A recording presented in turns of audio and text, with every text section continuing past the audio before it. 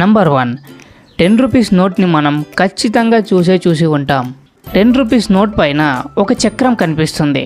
ఆ చక్రం ఎక్కడుంటుందో తెలుసా? ఈ మాన్యుమెంట్ ఒడిస్సాలో ఉన్న సన్ టెంపుల్లో ఉంటుంది. నంబర్ 2, 20 రూపీస్ నోట్ మీద చూస్తే ఒక గుడి, ఆ గుడికి ముందు ఒక గజస్తంభం లాగా కనిపిస్తుంది. ఈ మాన్యుమెంట్ ఔరంగాబాద్లో ఉన్న ఎల్లోరా కేవ్స్లో ఉంటుంది.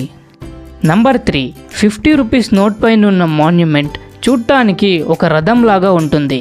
ఈ మాన్యుమెంట్ ఎక్కడుంటుందో తెలుసా? ఈ మాన్యుమెంట్ కర్ణాటకలో ఉన్న హంపీలో ఉంటుంది. దీనిని స్టోన్ క్యారియట్ ఆఫ్ హంపీ అని కూడా పిలుస్తారు. నంబర్ 4, 100 రూపీస్ మీదున్న ఈ మాన్యుమెంట్ని ఏమని పిలుస్తారో తెలుసా? రాణి కీ వావ్ అని పిలుస్తారు. అండ్ ఈ మాన్యుమెంట్ ఎక్కడుంటుందో తెలుసా? ఈ మాన్యుమెంట్ గుజరాత్లో ఉంటుంది. నంబర్ 5, 200 రూపీస్ మీద ఉన్న ఈ మాన్యుమెంట్ చూడ్డానికి అచ్చం జపాన్ వాళ్ళ కట్టడంలా ఉంటుంది. కానీ ఈ మాన్యుమెంట్ ఇండియాలోనే ఉంది. దీని పేరు సాంచి స్తూప.